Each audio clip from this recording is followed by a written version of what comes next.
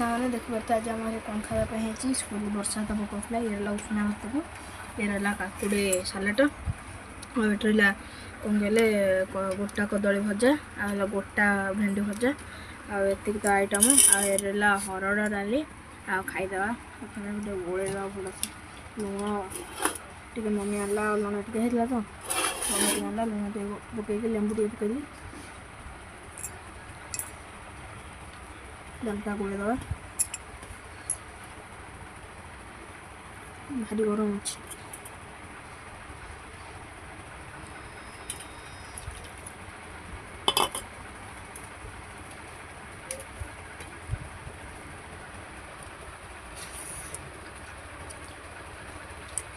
काकुड़ी salad कदली अटा भजा भेंडी हटा भजा सब टेस्ट ठीक ठाक अच्छे बाय बाय।